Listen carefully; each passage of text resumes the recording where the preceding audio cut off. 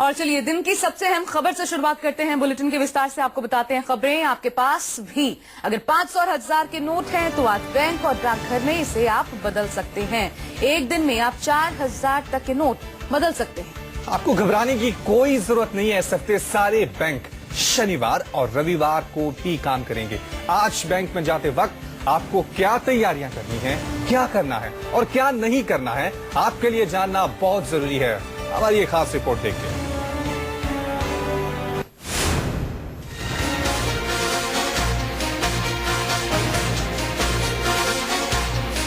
आपकी सारी परेशानियां आज से खत्म होने वाली हैं। बैंक आपकी सभी समस्याओं को दूर करने के लिए आज से खुल रहा है। अगर आपके पास ईमानदारी का पैसा है तो आप घबराइए नहीं। पूरे इत्मीनान के साथ बैंक जाइए और अपने पुराने 500 और 1000 के नोट बदलिए। लेकिन बैंक जाने से पहले चंद बातों का आपको ध्यान रखना है।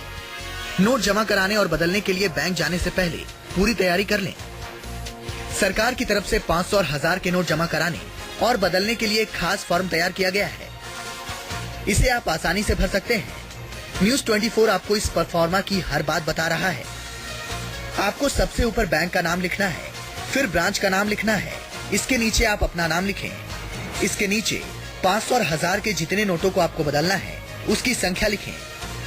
इस फॉर्म में सबसे नीचे आपको दस्तखत करना है। आप एक बार फिर से सुनिए आपको बैंक में क्या करना है।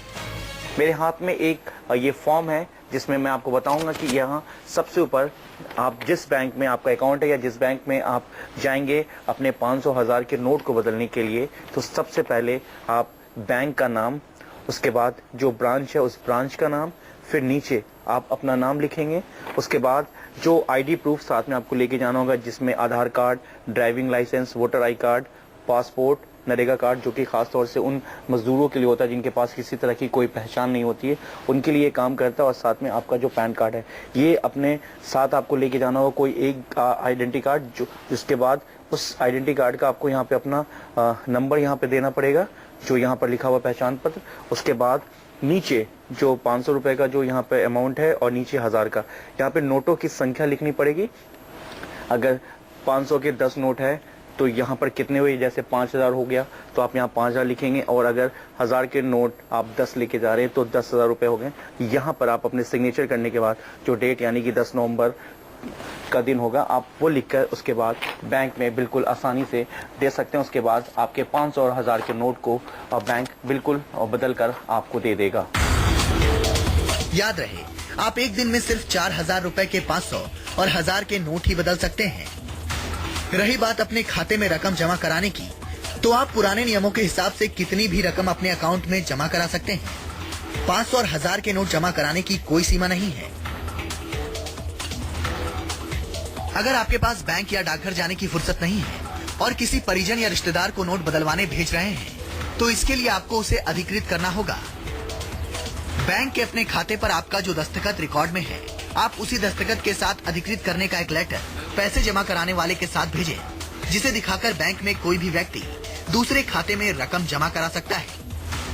My appeal to the members of the public is not to let yourself to be used by anyone for exchange of such notes in the banks, because the banks will keep record of identity of whoever goes to the bank counter. The banks have also installed video cameras in their premises, which will be recording the various people, which will be sort of recording the whole proceedings of the banking transactions. So our appeal to ordinary citizens is kindly, please do not allow yourself to be used by anybody else for exchanging their illegal cash.